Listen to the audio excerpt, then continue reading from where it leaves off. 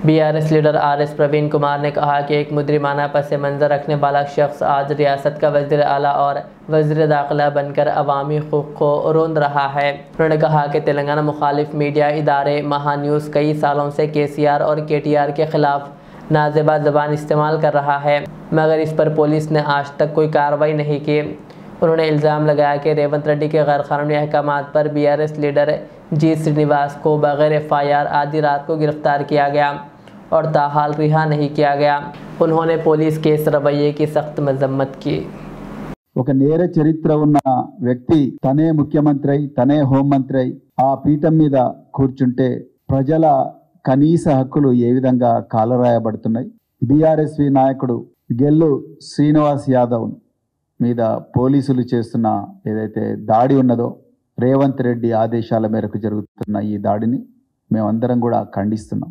నిన్న మరి మహా టీవీ అనే ఒక ఛానల్ ఒక తెలంగాణకు వ్యతిరేకంగా ఛానల్ నడిపిస్తూ మరి ఆ ఛానల్లో తెలంగాణ వ్యతిరేక వార్తలు ప్రసారం చేస్తూ నిన్న ఎంతో నిర్లజ్జగా ఎంతో ఘోరంగా సభ్య సమాజం సిగ్గుతో తల వంచుకునేలా ఈ మహా న్యూస్ ఛానల్ ఇలాంటి థంబ్నెయిల్స్ చదవడానికి కూడా ఇబ్బందికరంగా ఉన్నది। నా దగ్గరికి రాకపోతే ఆడియో లీక్ చేస్తా అని చెప్పి బీఆర్ఎస్ పార్టీ వర్కింగ్ ప్రెసిడెంట్ ఎంతో గొప్పగా కేసీఆర్ గారితో సహా హరీష్ రావు గారితో సహా లక్షలాది మంది ఉద్యమకారులను ముందరికి నడిపించిన నాయకులు 10 సంవత్సరాలు తెలంగాణ రాష్ట్రాన్ని ప్రపంచ పటంలో పెట్టిన నాయకుడు దార్శనికుడు ఇప్పుడు అధికారంలో లేకపోయినా కూడా తెలంగాణ గురించే డల్లాస్ కానీ లండన్ కానీ చెన్నై కానీ ఏ వేదిక దొరికితే ఆ వేదికలో రాజకీయాలకు అతీతంగా మాట్లాడుతున్న నాయకుడు బీఆర్ఎస్ వర్కింగ్ ప్రెసిడెంట్ కేటీఆర్ గారి మీద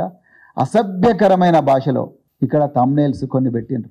నిజానికి న్యాయబద్ధంగా మాట్లాడితే తెలంగాణలో సైబర్ సెక్యూరిటీ బ్యూరో అని ఉన్నది। నేను ఈ సైబర్ సెక్యూరిటీ బ్యూరో అధికారులను అడుగుతా ఉన్నా, మీకు సైబర్ పెట్రోలింగ్ అని ఒక టీంలు ఉన్నాయి, ఈ సైబర్ పెట్రోలింగ్ చేసేటప్పుడు మీకు బీఆర్ఎస్ నాయకుల మీద ఇంత అసభ్యకరమైన భాషలో థంబ్నెయిల్స్ పెడుతూ యూట్యూబ్ ఛానళ్ళలో వ్యక్తిగత క్యారెక్టర్ ఏదైతే ఉన్నదో క్యారెక్టర్ను అసాసినేట్ చేస్తుంటే మీకు రావడం లేదా? మరి 67 ఐటీ యాక్ట్ కింద మీరెందుకు సోబోటో కేసులు పెట్టలేదు?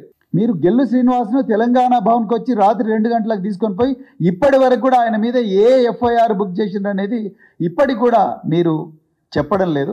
కానీ మరి కేటీఆర్ గారి మీద కేసీఆర్ గారి కుటుంబం మీద ఎంతో ఘోరంగా థంబ్నెయిల్స్ పెట్టి అసత్య ప్రచారాలు చేస్తుంటే వాళ్ళ మీద మీరు సోమోటో కేసు ఎందుకు పెట్టడం లేదు? ఇక్కడే మీ డొల్లతనం మీ పక్షపాతం బయటపడతా ఉన్నది। ఇంకా మీరు ఎన్ని అరెస్టులు చేస్తే ఏం లాభం, ఎన్ని ప్రెస్ రిలీజ్ చేస్తే ఏం లాభం, ఎన్ని ఈవెంట్ చేస్తే ఏం లాభం? ఇక్కడ మీరు నిష్పక్షపాతంగా వివరించలేకపోతున్నారు। సో పోలీసుల మొండి వైఖరిని, పోలీసుల పక్షపాత వైఖరిని, రేవంత్ రెడ్డి అక్రమ ఆదేశాలను పోలీసులు కళ్ళు మూసుకొని పాటిస్తున్న వైఖరిని పూర్తిగా బీఆర్ఎస్ పార్టీ ఖండిస్తూ ఉన్నది। ఇప్పటికైనా మీరు బుద్ధి తెచ్చుకోవాలి।